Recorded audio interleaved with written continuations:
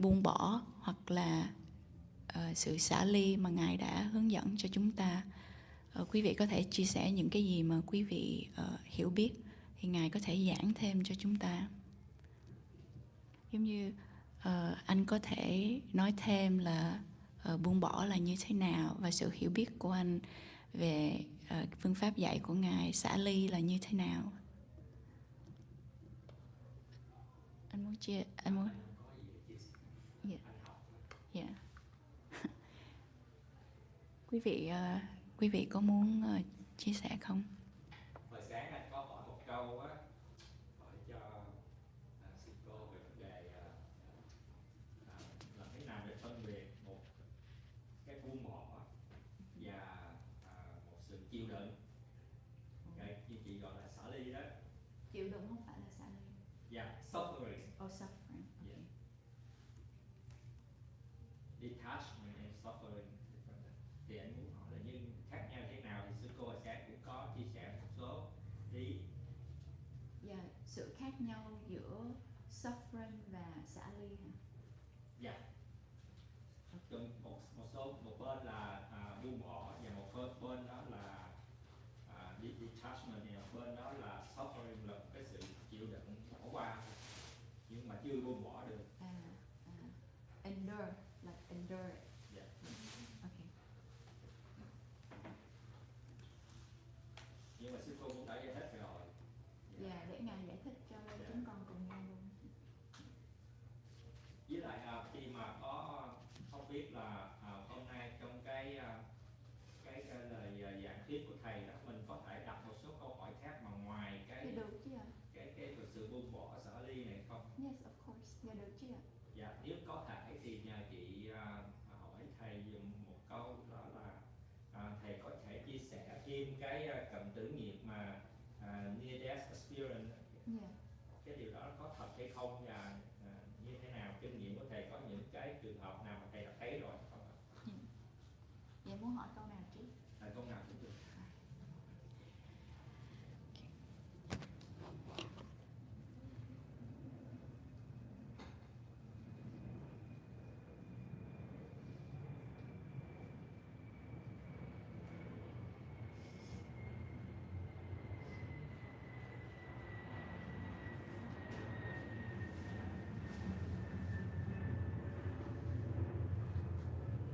Dạ đợi Ngài xong em hỏi. Chắc hỏi câu thứ sau trước đi. Dạ được.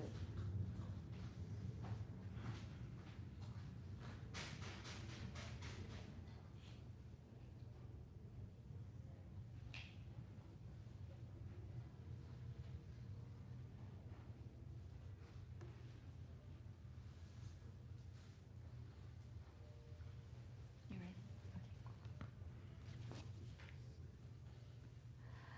Okay. He would like to ask Seattle about the karma right before death, and if you can share your understanding and experience.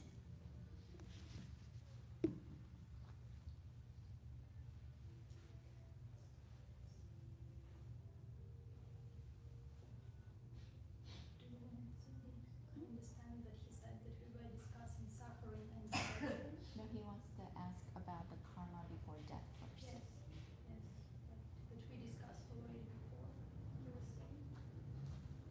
Let's finish this question and we will go back to that. Okay, you just said about the basis that he discussed with me previously.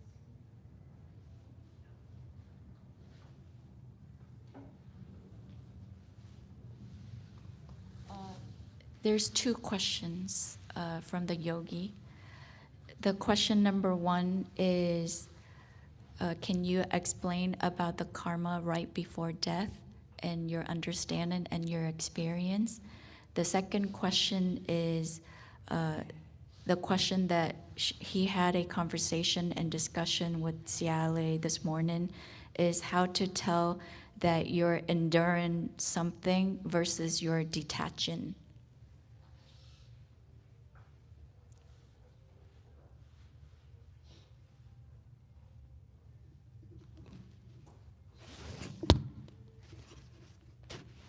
How do you understand this question? The second one, or the First one. the first one is, there's karma from the past, present, and there's the karma right before you die. So he wants to know if you can, After time. no, right before death, right before the time that you die. Right before dying. Before dying. Yeah, what is the Bali? I can explain what happened. Asanya kama. Right. Hmm?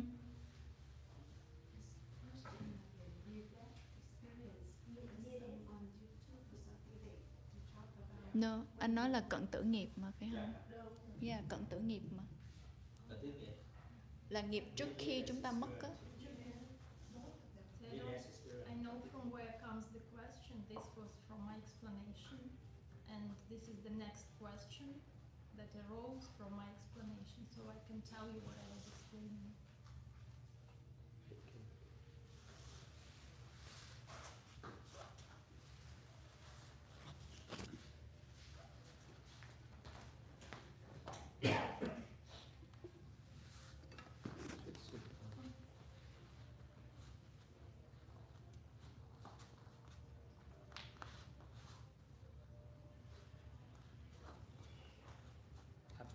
Open the sticker.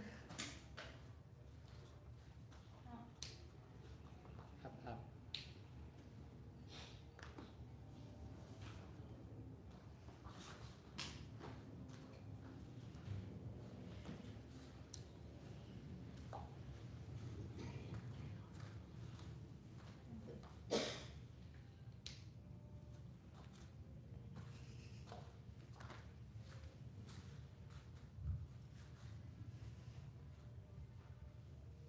So I was talking about the importance of practicing meditation based on mindfulness and detachment in every moment, as much as we can.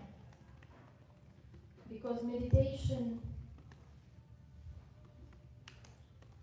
brings the purity of the mind for the moment that we live.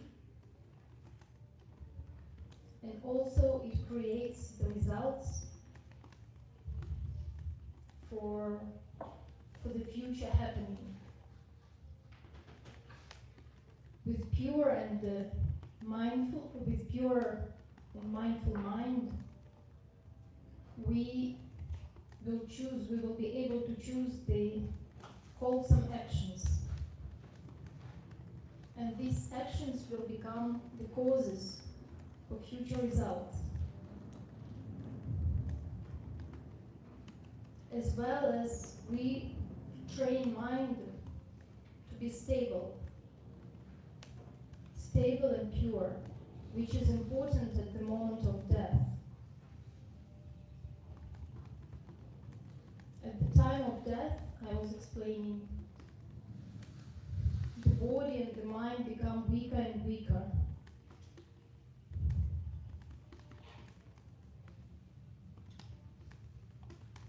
And this is why it is important that the mind has the habit of staying in the present moment without grasping and with detachment.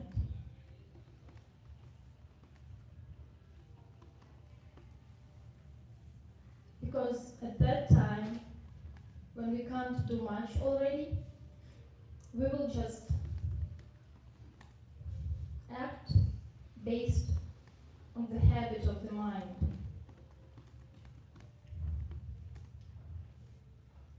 So we train our mind to be mindful of every happening and to know to detach, not to hold. Also because with this mind we create action during the whole life which can be wholesome or unwholesome.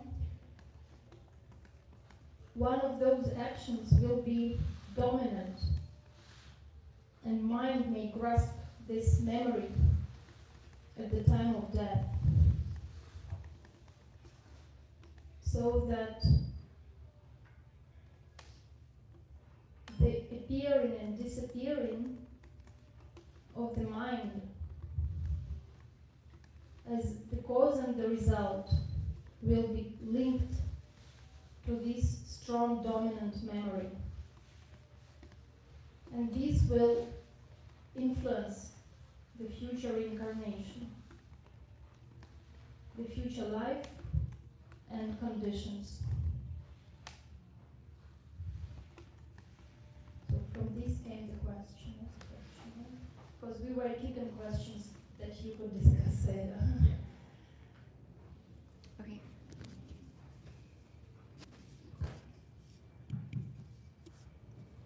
Sư cô muốn bổ sung về vì sao có câu hỏi này là vì có sự chia sẻ giữa sư cô và vị thí chủ đặt câu hỏi này sáng nay.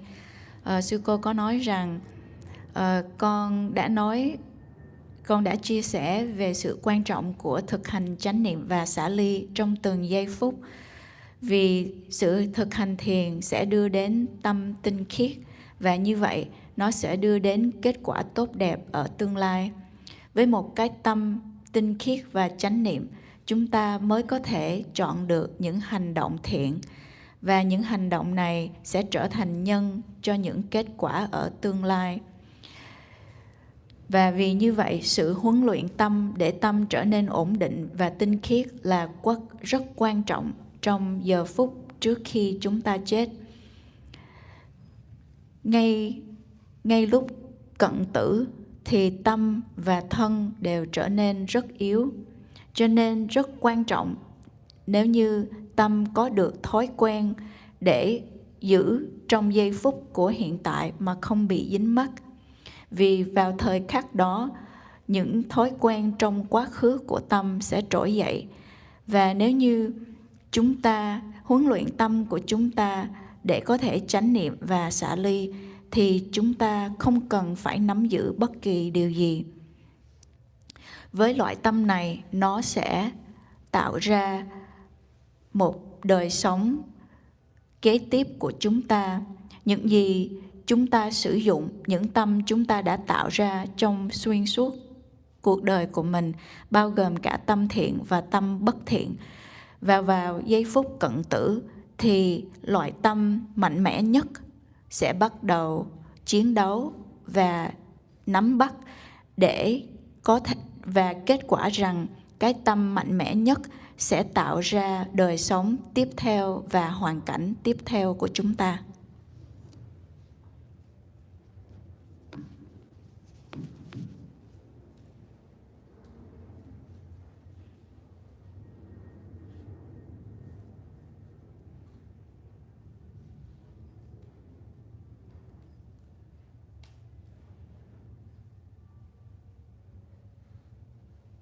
What do you understand our explanation?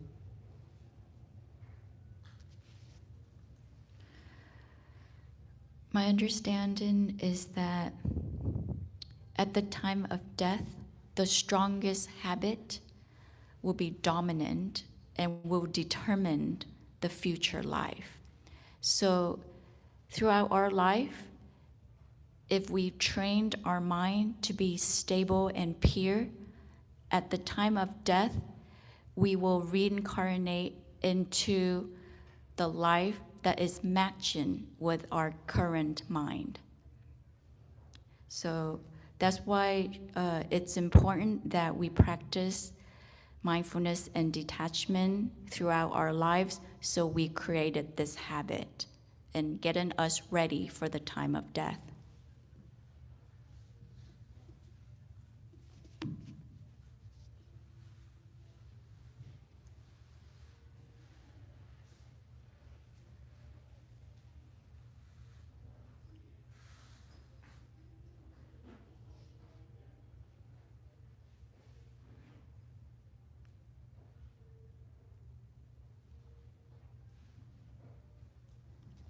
But I think at the time near death, whatever that, even if the mind is pure and stable, if we attach on anything, then we create a new life instead of ending the life cycle. So as long as we have attachment, a new life will begin, and it will contain the good karma and the bad karma. But for sure, the new life will begin as long as there is attachment.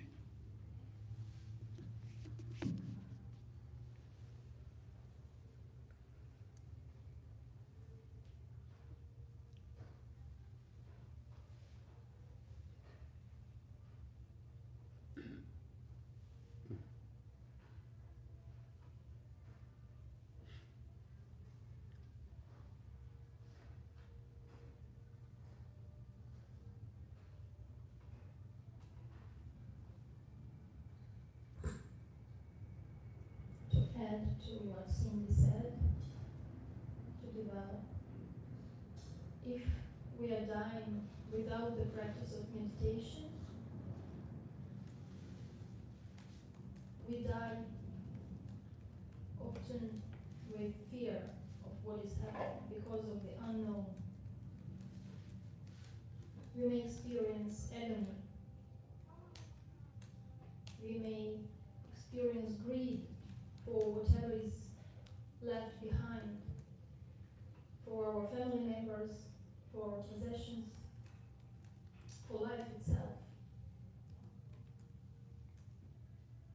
Mind can be rooted in moha and lobha and dosa, in ignorance, anger, and greed.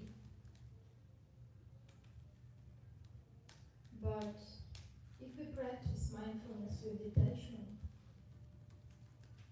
it roots our mind in wholesomeness, in amoha, alokha, adosa.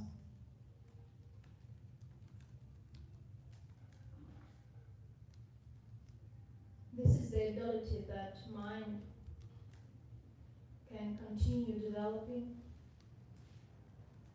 at the death. Because mind knows to be stable with mindfulness and detachment.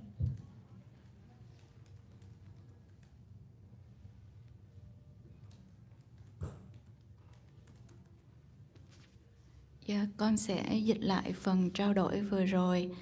Ngài Thiền sư có hỏi con rằng con hiểu gì về lời chia sẻ của sư cô. Thì con có thưa với Ngài Thiền sư rằng con hiểu là sự chia sẻ của sư cô nói rằng khi chúng ta huấn luyện tâm của chúng ta để trở nên ổn định và tinh khiết thì chúng ta mới có thể tái sanh ở một đời sống tốt đẹp ở tương lai. Nếu như chúng ta không thực tập thì chúng ta sẽ phải rất sợ hãi, và sự thực tập mới đem đến những điều kiện và đời sống nối tiếp tốt đẹp. Cái đó là cái sự hiểu biết của con về lời chia sẻ của sư cô. Nhưng con có thêm rằng sự hiểu biết của con rằng cho dù chúng ta có huấn luyện tâm của mình để ổn định và tinh khiết, nhưng nếu còn bất kỳ một sự dính mắc nào trong tâm của chúng ta thì chắc chắn rằng chúng ta sẽ tái sanh lại ở một kiếp sống khác, cho dù đó là đời sống tốt hoặc đời sống xấu. Trong chúng ta luôn luôn tích lũy các loại nghiệp báo tốt và xấu, nhưng nếu còn sự dính mắc thì chắc chắn là sẽ tái sanh và không bao giờ thoát khỏi vòng luân hồi này. Và Ngài Thiền sư chưa trả lời, nhưng sư cô có thêm rằng nếu như chúng ta chết mà không có sự thực tập thiền thì chúng ta sẽ chết với sự sợ hãi vì những gì chúng ta không biết ở tương lai. Chúng ta có thể trải nghiệm những tham, sân, si và nối tiếc những gia đình và tài sản chúng ta đã để lại. Và tâm của chúng ta đã cắm rễ sâu với tham, sân, si.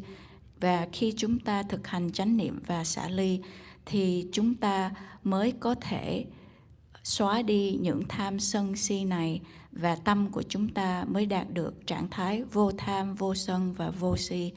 Và như vậy, tâm mới có thể tiếp tục phát triển sau khi chúng ta mất, và cái tâm sẽ tự biết là sẽ huấn luyện và thực tập để càng ngày càng trở nên ổn định và tinh khiết hơn.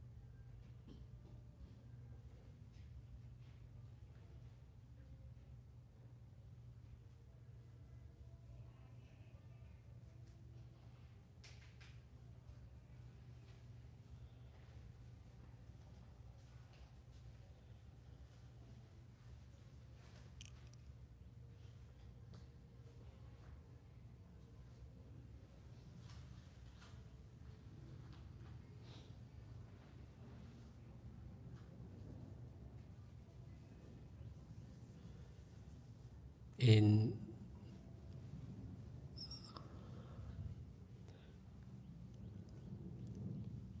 the way from California to North Carolina, we stopped at one Goodwill. In that shop, there was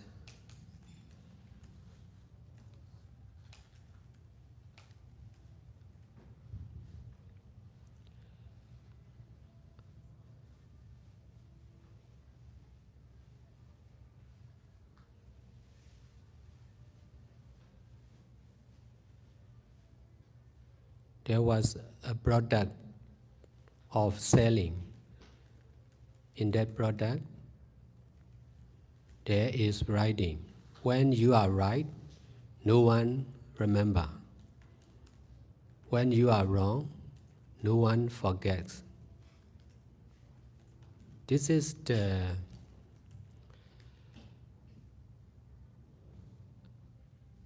bad attachment of the most of the people. This is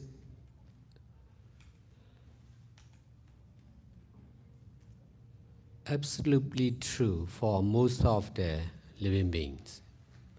Because of attachment on mistake or wrong action, it is easy to remember the mistake or bad deeds of the other. Because of not much attachment on right action or good deeds, most of the people are not doing good deeds. That's why when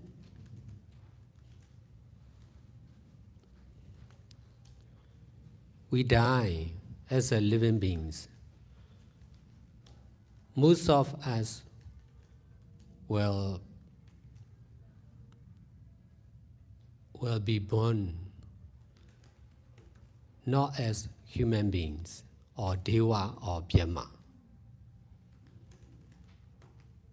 Most of us will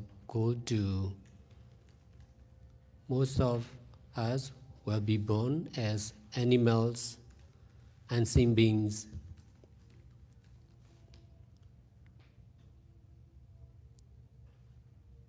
For sure. Buddha also taught us when 100,000 people die, only one is not sure to be reborn as human or Deva or Brahma because of attachment on bad deeds or mistake or wrong action.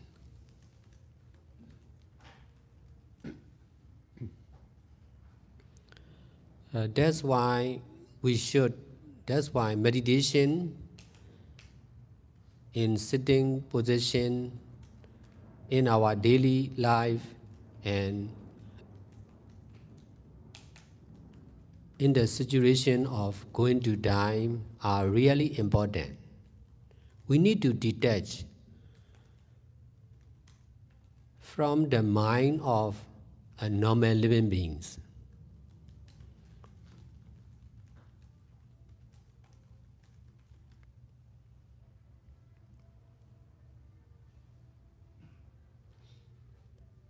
In this way, we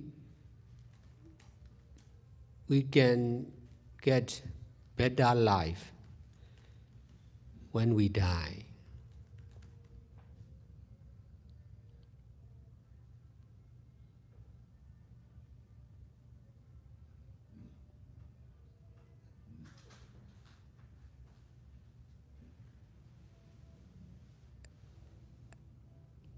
The most important thing is to detach from our normal mind of a human being. If we are staying as a human,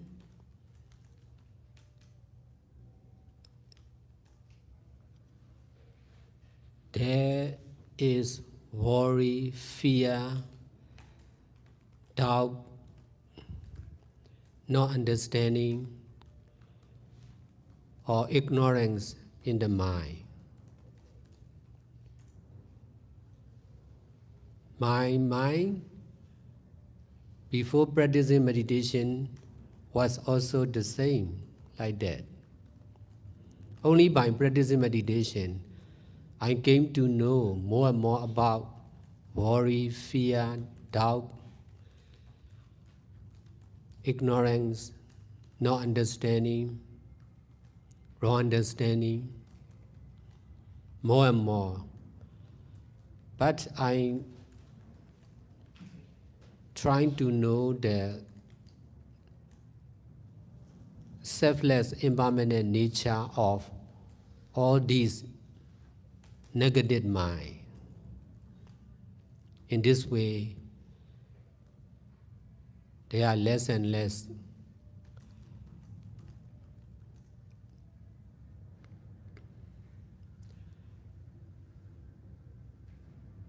worry, fear, doubt, wrong understanding, no understanding in my mind. In this way, I don't need to worry for myself and the others also.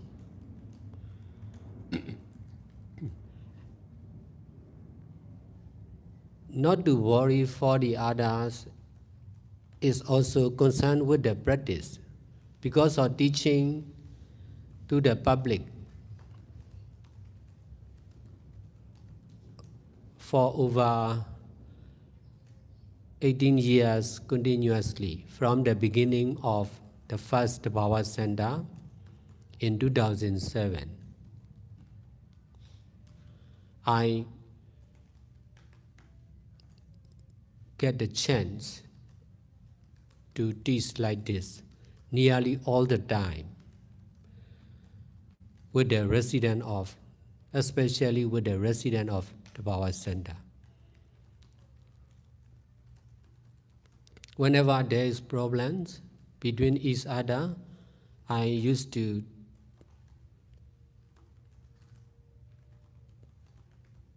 teach about cause and effect of the problems.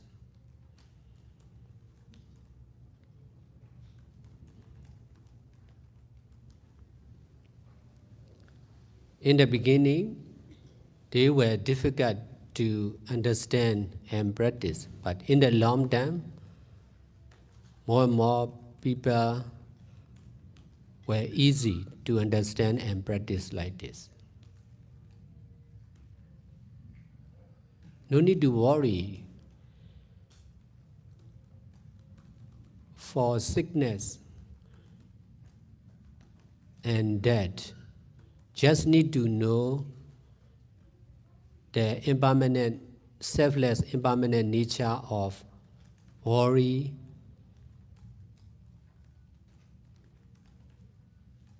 just need to know the selfless, impermanent nature of our own personal worry, fear, and collective worry and fear. Doing good deeds together like this is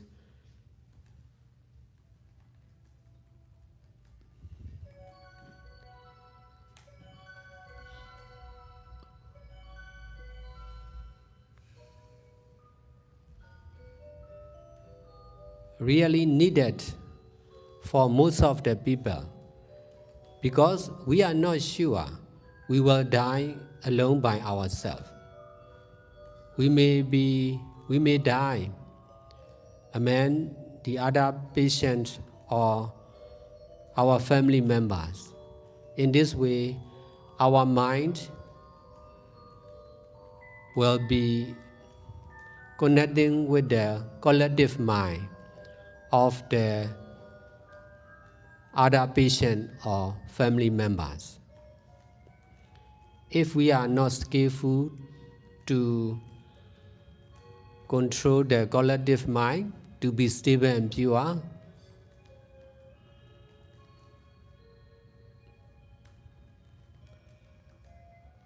we may die with greed or anger or ignorance. And then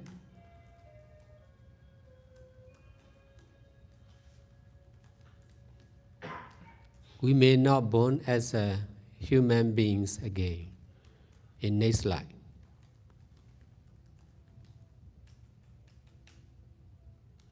Now we all are human beings. That's why we can understand and practice like this. For the other unseen beings or animals, they don't have enough intelligence and ability to understand and practice like this. Only present moment is sure to do good deeds like this.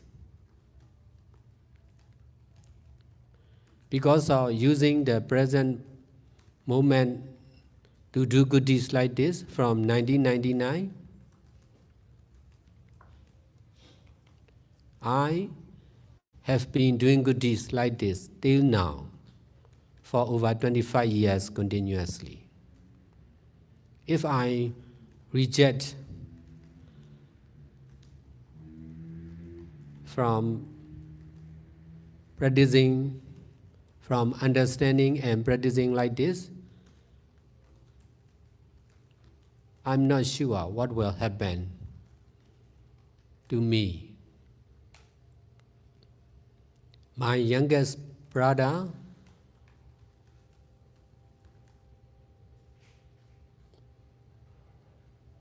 was busy with education, learning education, and working for his earning in US.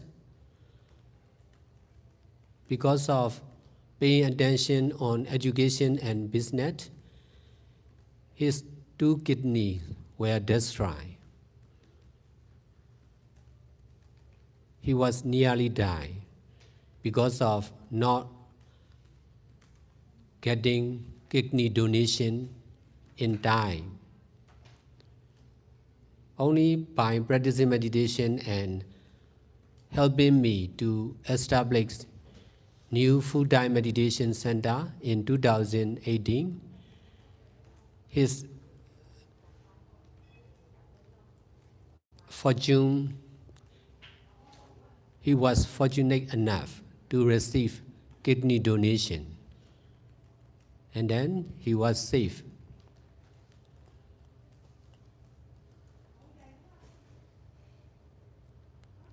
From his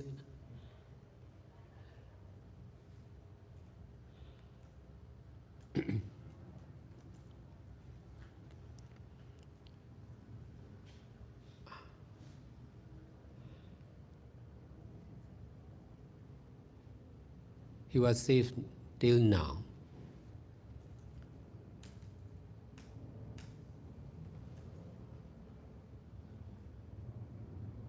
He is also helping me to do good deeds. Another younger brother is busy with his 2 or 3 children and his wife.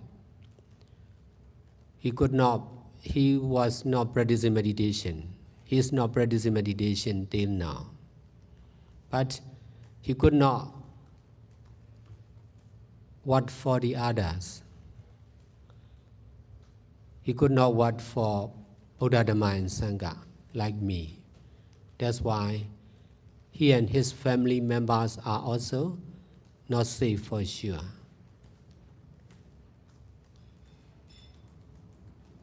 If I reject practicing meditation, I will be like my brothers for sure.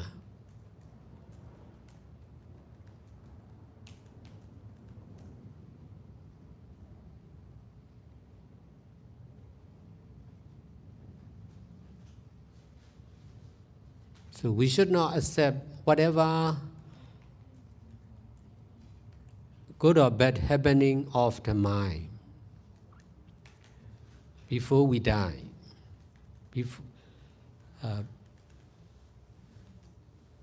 In our daily life and before we die. In this way, we are detaching from our evil mind of human beings. In this way, we are sure to be safe and to get better life when we die.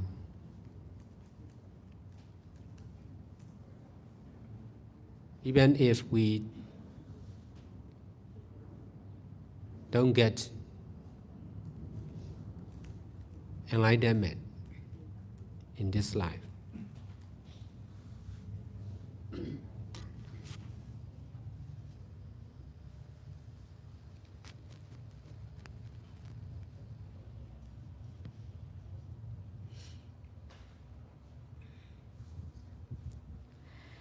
Trên đường từ Cali đến Virginia, thầy và tăng đoàn đã dừng lại ở tiệm Goodwill. Và trong tiệm này có một sản phẩm mà họ rao bán. Trên đó có một vài dòng chữ viết như sau: khi bạn đúng thì không ai nhớ, nhưng khi bạn sai thì không ai quên. Đây chính là sự dính mắc của phần lớn của con người. Và đây là đúng đối với tất cả các chúng sanh. Vì bị dính mắc vào các sai phạm, hành động sai lầm, nên chúng ta dễ dàng để nhớ những hành động sai, những bất thiện nghiệp của người khác. Vì không dính mắc vào các hành động đúng đắn và các thiện pháp, nên phần lớn mọi người không làm các thiện pháp. Cho nên khi chúng ta chết đi là một chúng sanh, phần lớn chúng ta sẽ không tái sanh là một con người, một phạm thiên và một chư thiên. Phần lớn chúng ta sẽ tái sanh thành súc sanh, thành những chúng sanh vô hình. Đức Phật đã dạy rằng trong 100.000 người chết thì chưa chắc rằng có một người có thể tái sanh làm con người. các phạm thiên hoặc chư thiên, chính vì sự dính mắc vào các bất thiện pháp và những sai phạm, những hành động sai phạm. Cho nên, khi thực hành thiền trong tư thế ngồi, trong các sinh hoạt của đời sống và trong bất kỳ hoàn cảnh nào, ngay cả lúc cận tử, việc hành thiền này là rất quan trọng. Chúng ta cần phải xả ly khỏi tâm của một chúng sanh bình thường. Bằng cách này, chúng ta mới có thể tái sanh ở kiếp sống tốt đẹp hơn sau khi chúng ta chết. Việc quan trọng nhất chính là phải xả ly khỏi tâm của một chúng sanh, một con người bình thường. Nếu như chúng ta là một con người thì chắc chắn chúng ta sẽ có những nỗi sợ, những hoài nghi, những vô minh trong tâm của chúng ta. Tâm của Thầy trước khi thực hành thiền cũng giống như vậy. Chỉ khi Thầy bắt đầu thực hành thiền, Thầy mới càng ngày càng hiểu rõ hơn về những sự lo lắng, sợ hãi, hoài nghi, những tà kiến.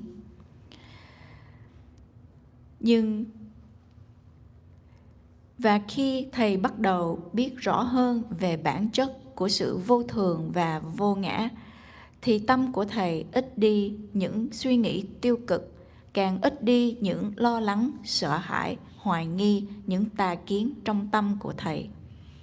Và như vậy, Thầy không cần phải lo lắng cho Thầy và cho những người khác.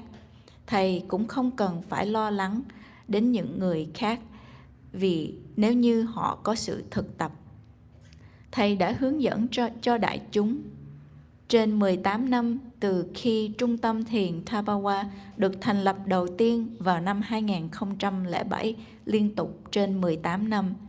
Thầy đã có cơ hội để hướng dẫn như vậy cho rất nhiều người, nhất là đối với những người ở tại Trung tâm Tapawa. Bất kỳ khi nào có vấn đề giữa những người ở đây thì Thầy sẽ dạy họ về nhân và quả của các vấn đề. Vào thời điểm đầu rất khó để cho họ hiểu và thực tập, nhưng về lâu về dài, càng ngày họ càng hiểu và thực tập. Và như vậy, họ không cần phải lo lắng về cái chết và bệnh tật. Chúng ta chỉ cần biết về bản chất của sự vô thường và vô ngã, của sự lo lắng, của những sự lo lắng của riêng chúng ta và sự lo lắng và sợ hãi của tâm thức cộng đồng.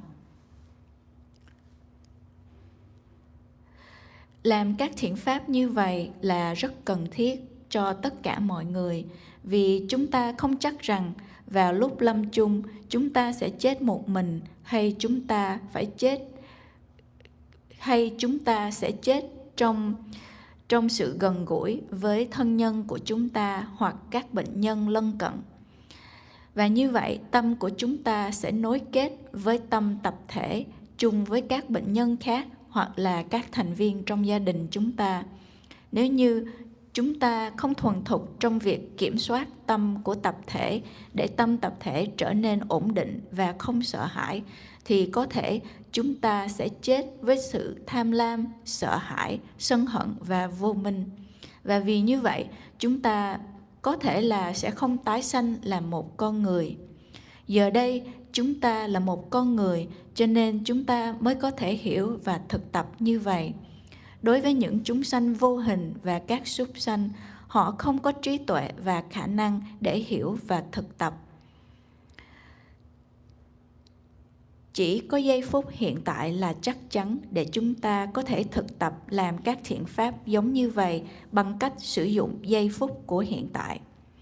Từ năm 1999 cho đến bây giờ, Thầy đã làm các thiện pháp liên tục trên 25 năm. Nếu như Thầy từ chối sự thực tập và hiểu biết như vậy, thì Thầy không chắc rằng việc gì sẽ xảy đến với Thầy.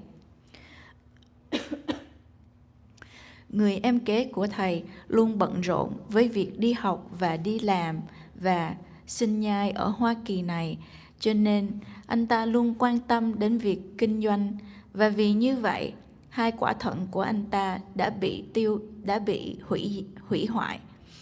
Và em của Thầy gần như là sắp chết nếu như không nhận được sự hiến tặng một quả thận.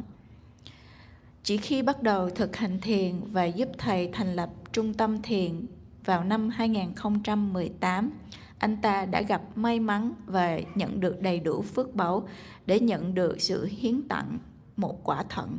Và như vậy anh ta đã có thể hồi phục và trở nên an toàn cho đến bây giờ. Và hiện tại em của thầy vẫn đang giúp thầy làm tất cả các thiện pháp. Người em út của thầy thì luôn bận rộn với vợ và 3 đứa con, cho nên em của thầy không thực hành thiền cho đến bây giờ. Và em của thầy không làm việc vì những người khác. Em của thầy không thể làm việc vì Đức Phật, Pháp và Tăng giống như thầy, cho nên gia đình của anh ấy và ngay cả bản thân anh ấy cũng chưa chắc là được an toàn. Nếu như thầy từ chối việc thực hành thiền thì thầy cũng sẽ giống như em của thầy. Chúng ta không nên chấp nhận những gì đang xảy ra trong tâm hoặc là đời sống trong thường ngày của chúng ta, cho dù đó là hiện tượng tốt hoặc xấu. Bằng cách này, chúng ta mới có thể xả ly khỏi tâm của một con người bình thường. Và như vậy, chúng ta mới có thể được an toàn và có được đời sống nối tiếp tốt đẹp hơn sau khi chúng ta chết, cho dù chúng ta không đạt được giác ngộ trong đời sống này.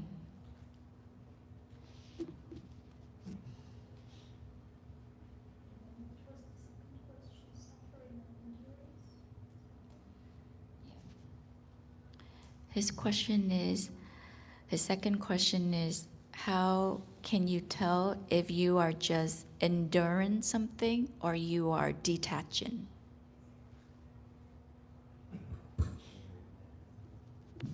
To tell the difference between the endurance and detachment, or endurance and suffering. Endurance and suffering, yes. Endurance and suffering was his question. I was explaining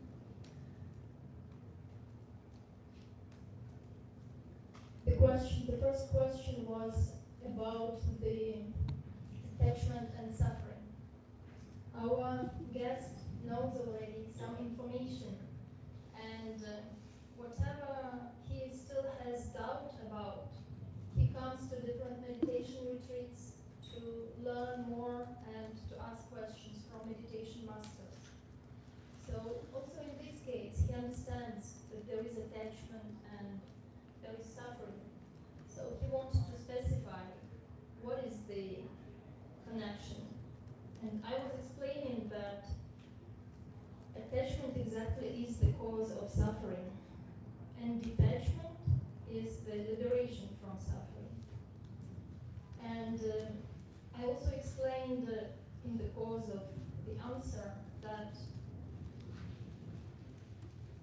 whatever happens in our life that brings suffering is something that we grasp as real and judge as unpleasant. That unpleasant is not something. This is not about someone who brings you this experience. This is just the cause and effect. The person is not real in that situation. We should pay attention to the mind and know only the cause and effect. Whatever we create brings the result. So in this moment, when there is suffering, we should be able to endure the situation without grasping as real, as long-lasting, as forever, as mine, or because of someone. We should be able just to endure one moment after another with mindfulness and detachment. This is what brings the question, I guess, that I was talking about endurance. I said Sayadaw teaches us that we need to endure as much as we can so that we don't create new suffering. We should just endure our karma. So, and then now I hear he has a question about the difference between endurance and suffering. Because I was also saying that enduring is difficult. It is not easy. But we should not grasp difficulty as real and as long lasting. We can try one moment by the other, enduring to let the karma pass and be free from that suffering. So now there is a question about the difference between the endurance and suffering.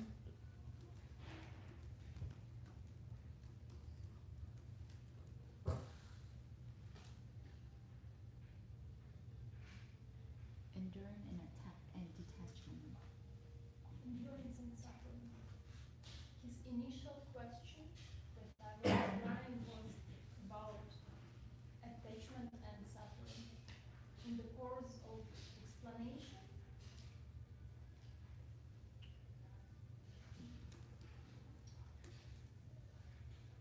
he asks like additional question about what I explained. It gave him now feeling, okay, if I need to endure, this is difficult, this is also suffering probably. Xin hỏi câu hỏi của anh là sự khác nhau giữa sự chịu đựng và xả ly hay là sự khác nhau giữa sự chịu đựng và khổ đau? Câu hỏi của anh đó là sự buông bỏ và sự chịu đựng.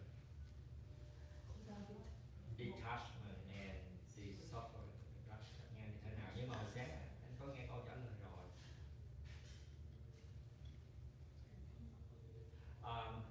Theo anh biết á, là sự chịu đựng á, là sự chấp nhận thôi.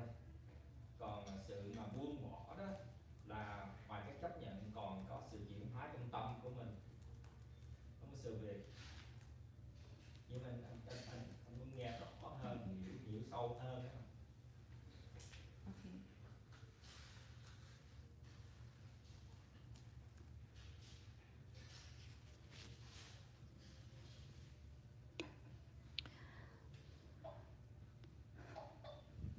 Sư cô muốn chia sẻ là có cái sự trao đổi giữa sư cô và vị thiền sinh nam này vào buổi sáng nay, là vì anh đã từng đi tham gia những khóa thiền và học từ những vị thiền sư khác, và anh muốn hiểu rằng có sự nối kết nào giữa các sự khổ đau và sự xả ly hay không. Và sư cô có giải thích rằng sáng nay với anh rằng sự dính mắc chính là nguyên nhân của khổ đau và xả ly là phương pháp giải quyết. Và sư cô cũng giải thích rằng cho dù những gì đang xảy ra trong đời sống của chúng ta thì nó đem đến khổ đau là vì chúng ta cho nó là có thật, và chúng ta cho rằng cảm giác này là khó chịu là có thật. Nhưng cho dù đó là cảm giác khó chịu thì nó cũng không là gì cả.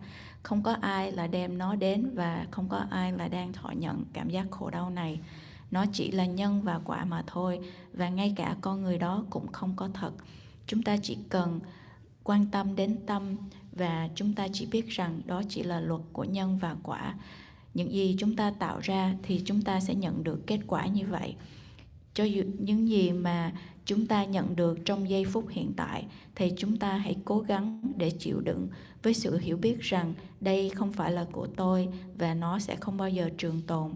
Nếu như chúng ta chịu đựng từ giây phút này sang giây phút khác với sự chánh niệm và xả ly, Ngài Thiền Sư đã dạy chúng ta hãy chịu đựng để chúng ta không tạo ra những nghiệp mới. Và bây giờ sau sự trao đổi thì có một câu hỏi nối tiếp, và câu hỏi đó rằng vị thiền sinh nam hiểu rằng con hiểu rằng chịu đựng mang ý nghĩa rằng chúng ta chấp nhận, nhưng xả ly mang một ý nghĩa sâu sắc hơn là ngoài sự chịu đựng chúng ta còn phải chuyển hóa trong tâm của chúng ta. Có phải là như vậy hay không? Thì con muốn nghe Ngài Thiền Sư giải thích về sự chịu đựng và sự xả ly để có sự chuyển hóa trong tâm.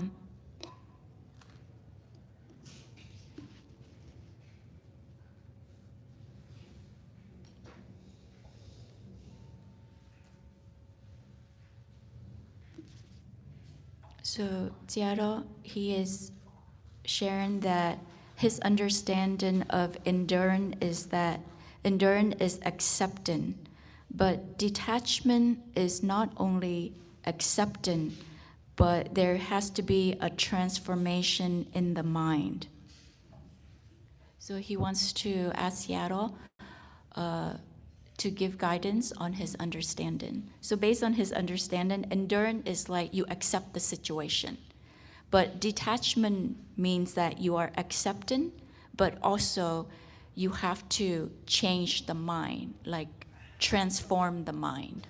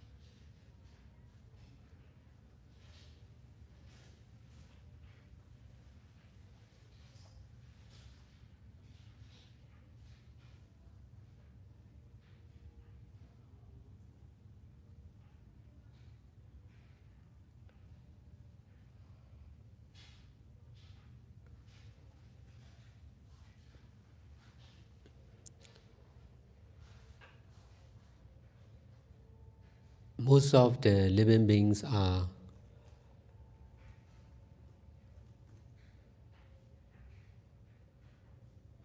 more easy to change their life rather than the mind.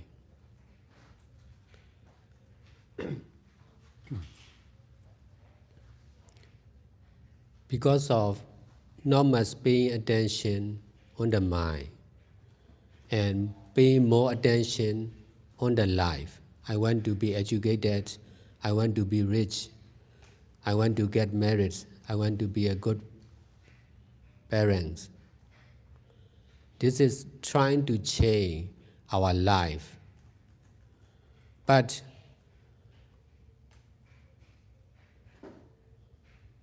most of the people are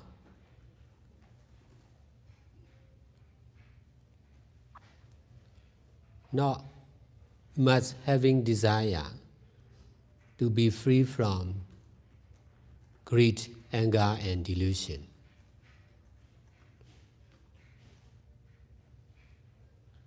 We want to be greedy, we want to be angry, we want to misunderstand ourselves as someone or I. We don't want to change our mind. We want to change, especially our mind.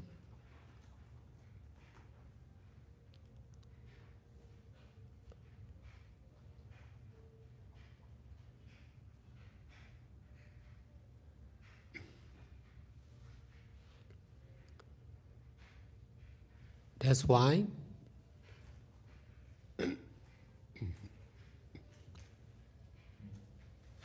endurance is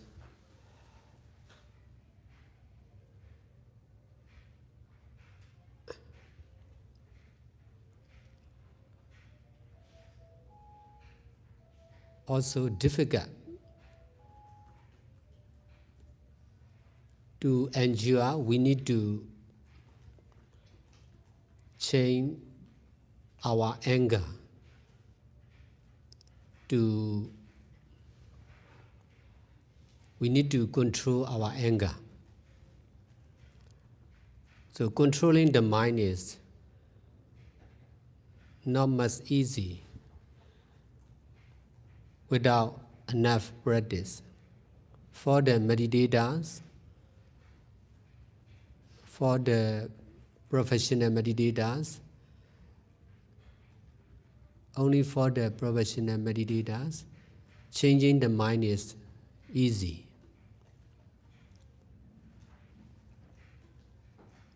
So practicing meditation is also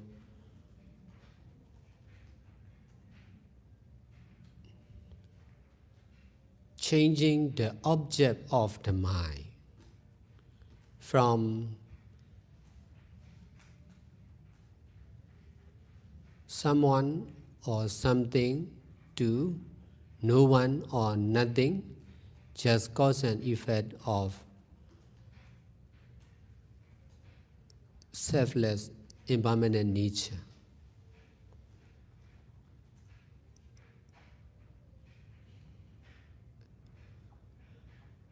Instead of representing to living beings,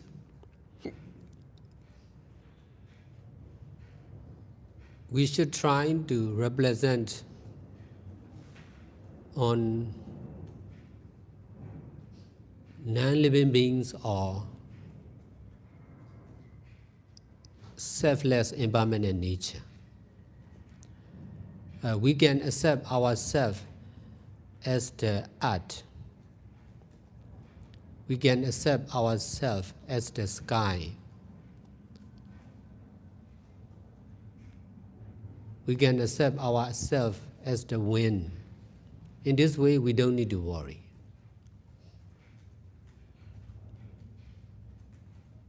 Life is easy to be destroyed, but the earth, the sky, the wind are not easy to destroy.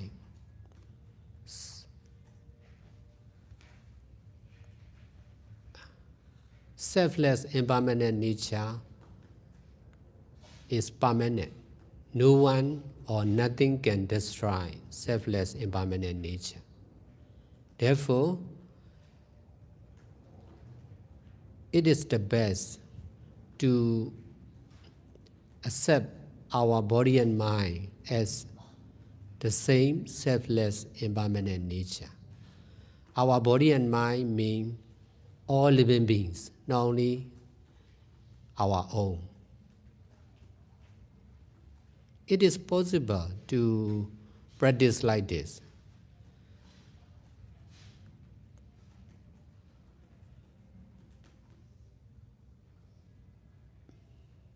If we are representing on non-living beings,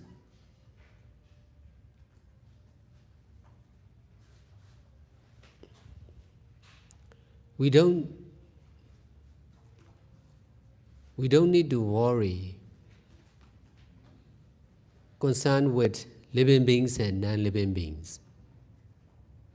Because of representing only on living beings, most of the living beings need to worry from natural disaster like earthquake, forest fire, tsunami, or eruption of volcano,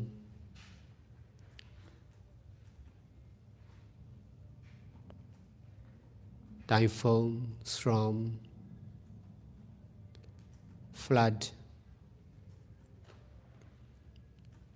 overheating of the atmosphere.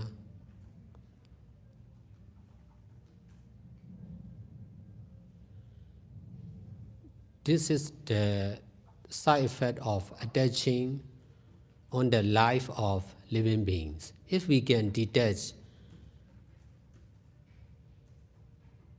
from living beings. If we can detach our present mind from living beings, we don't need to worry for ourselves and the other. We don't need to be afraid of anyone or anything. Because nature is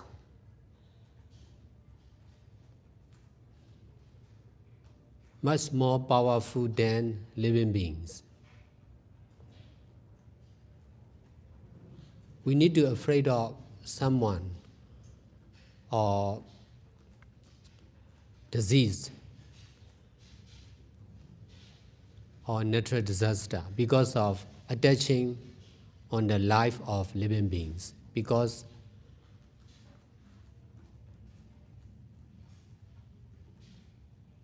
many living beings are destroyed by the other living beings or natural disaster. So this is changing the object of the mind.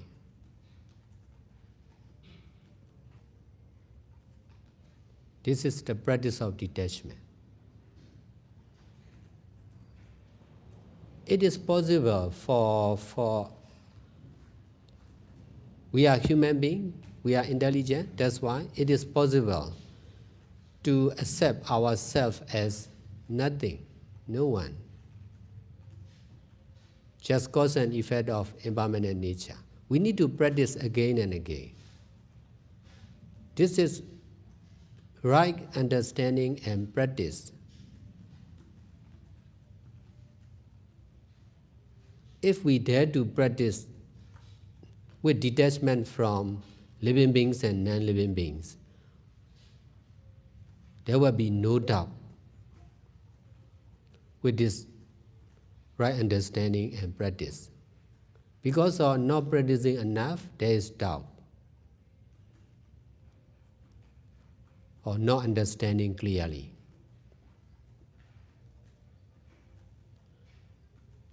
If we are difficult to represent on selfless impermanent nature, we should represent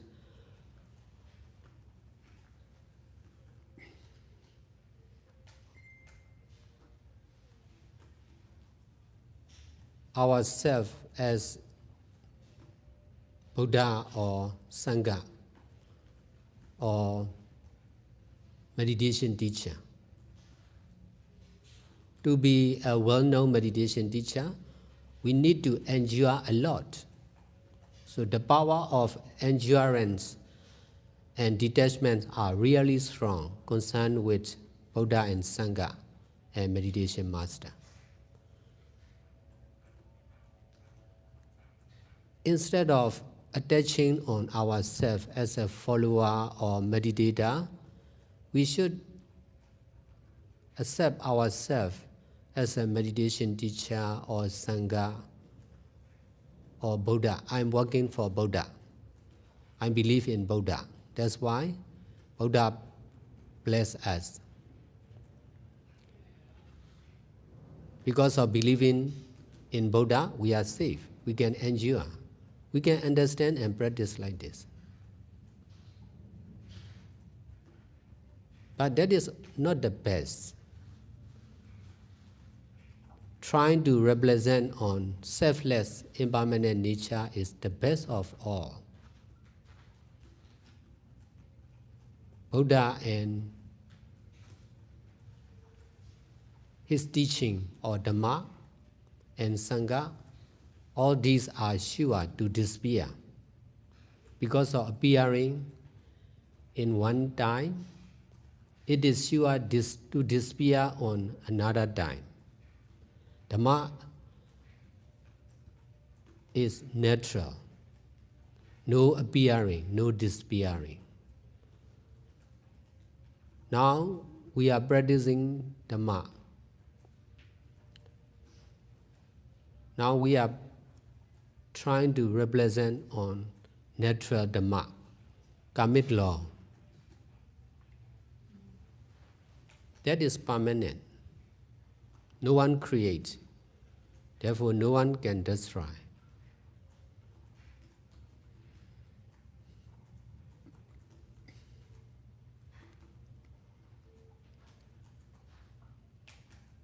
This is just changing the object of the mind. In order to change from living beings to non-living beings, and from non-living beings to selfless impermanent nature, we must dare to detach. Because of attachment, we are difficult to change the mind.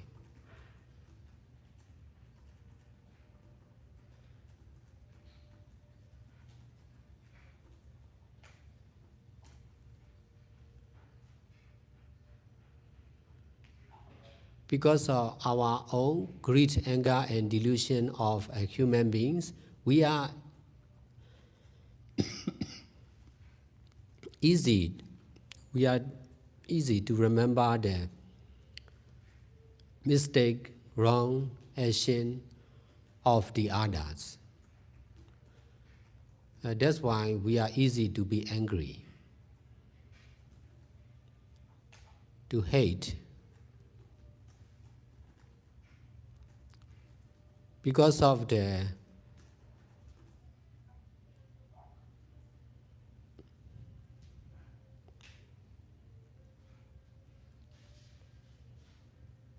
weakness or side effect of the mind of human beings, we need to detach from the life and mind of every human being except Buddha.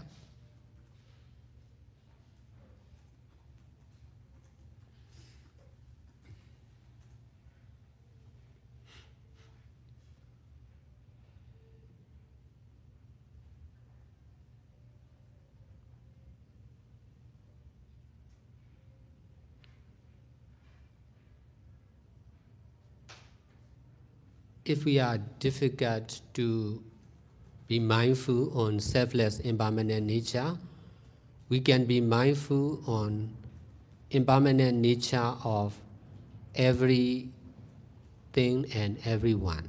If there is pain, we should remember the disappearing of the pain. Present moment disappearing of the pain and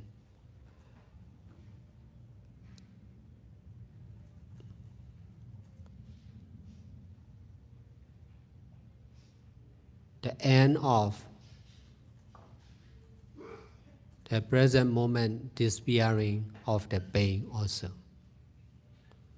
When there is one time, the pain will disappear by itself for sure. If we are sleepy, we should try not to sleep. We should fight against our sleepy mind. And then we will understand there is no sleepy mind at all. Although we are not sleeping. This is the same for hungry mind. If we are feeling hungry, we should not eat. We should fight against the hunger with the knowing of selfless impermanent nature. And then we all are sure to understand disappearing of hunger completely without eating. In this way, we will understand no mind is permanent, no suffering is permanent, no pain is permanent. Only impermanent nature is permanent. Because of practicing like this, there is no doubt in my mind with this theory and practice. If there is doubt in your mind, you need to practice more and more.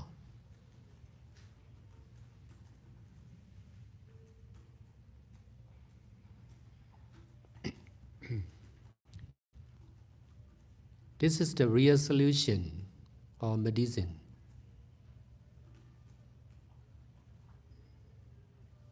Or meditation. This is The real solution,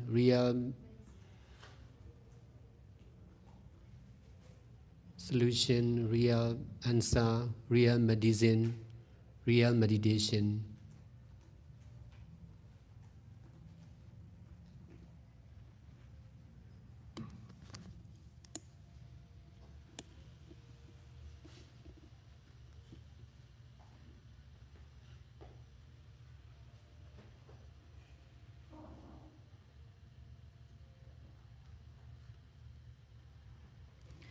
Trước khi con dịch bài này á, thì con xin nói rõ là từ của chúng sanh và phi chúng sanh là living beings and non-living beings, thì có nhiều người sẽ dịch là chúng sanh và phi chúng sanh, hoặc là các loài hữu tình và các loài vô tình, thì quý vị có thể sử dụng cả hai. Phần lớn các chúng sanh sẽ dễ dàng thay đổi đời sống của họ hơn là thay đổi tâm của họ. Vì họ không quá quan tâm đến tâm, họ chỉ quan tâm đến đời sống của họ mà thôi. Tôi muốn được giàu có, tôi muốn được lập gia đình, tôi muốn trở thành một người cha mẹ tốt. Họ đang cố gắng để thay đổi đời sống của họ. Nhưng phần lớn mọi người lại không có quá nhiều nguyện ước để có thể tự do khỏi tham, sân và si.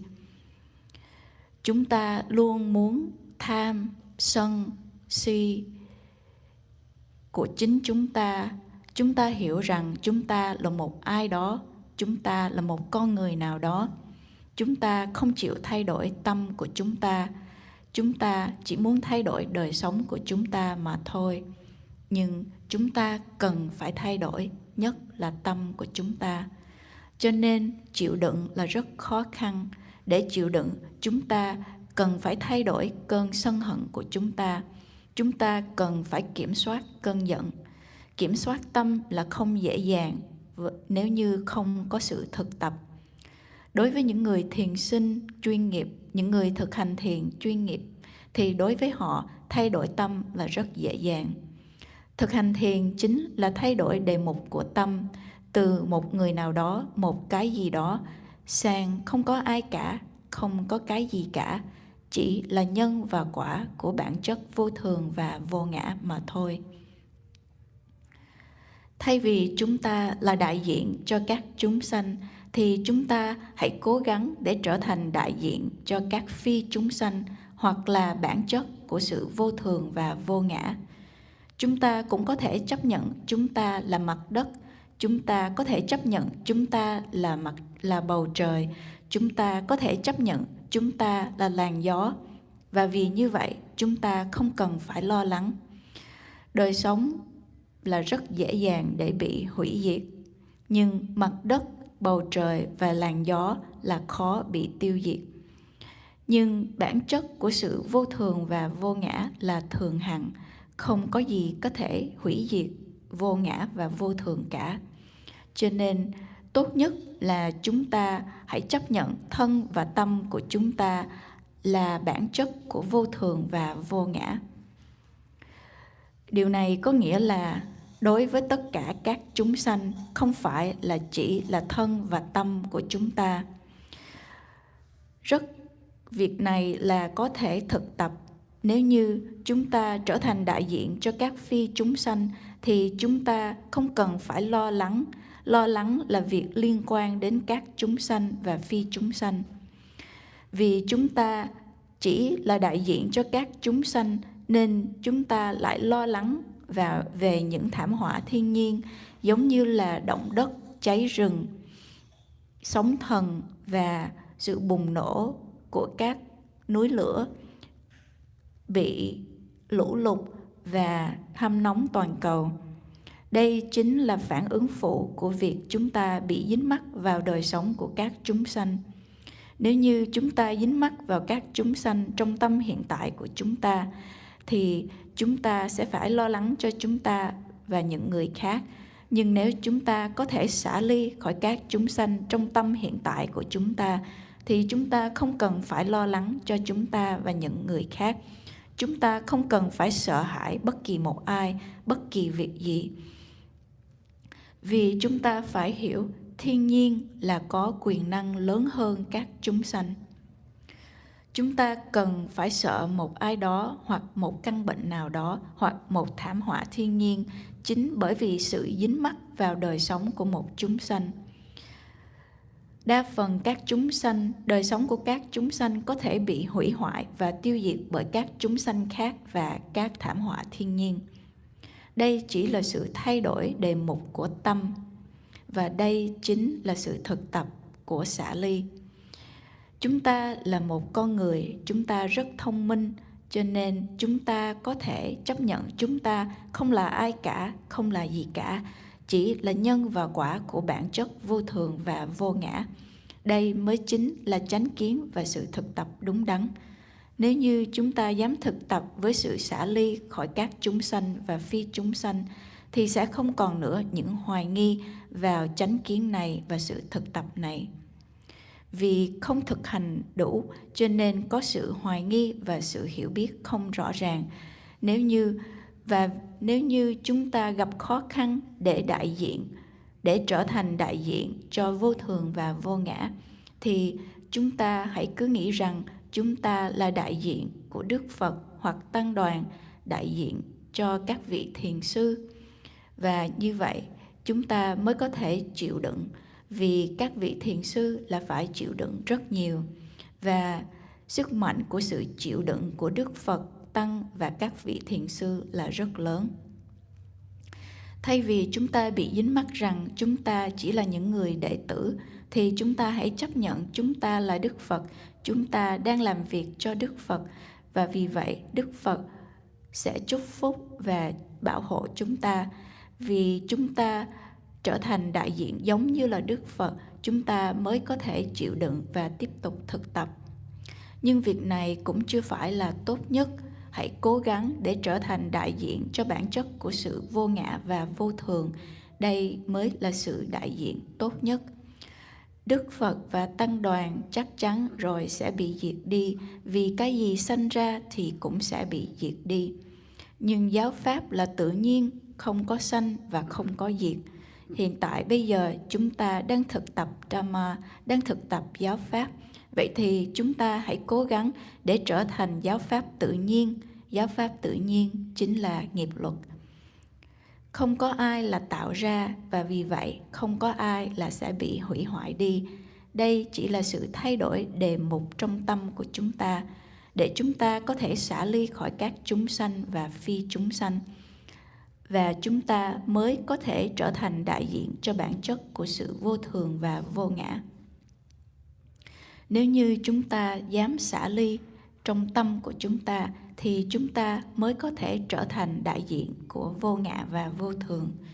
Chính vì sự tham, sân, si của một con người nên chúng ta mới chỉ dễ dàng nhớ những sai lầm, những hành động sai lầm của người khác, nên chúng ta dễ sân hận, dễ thù hận lẫn nhau. Đây là yếu điểm, là phản ứng phụ của một con người. Chúng ta cần phải xả ly đời sống của một người trong tâm của chúng ta và chấp nhận Đức Phật. Nếu như chúng ta gặp khó khăn trong việc chánh niệm, chúng ta là bản chất của vô thường và vô ngã, thì chúng ta hãy chánh niệm về sự. Nếu như chúng ta gặp khó khăn về việc chánh niệm về vô ngã, thì chúng ta hãy chánh niệm về việc vô thường của tất cả mọi thứ và tất cả mọi người. Nếu như có một cơn đau xuất hiện, thì chúng ta hãy nhớ rằng cơn đau này rồi cũng sẽ bị diệt đi. Trong giây phút của hiện tại, chúng ta sẽ thấy được sự diệt đi của cơn đau và sự kết thúc của sự diệt đi của cơn đau đó. Và khi đúng thời điểm thì chắc chắn cơn đau đó sẽ bị diệt đi.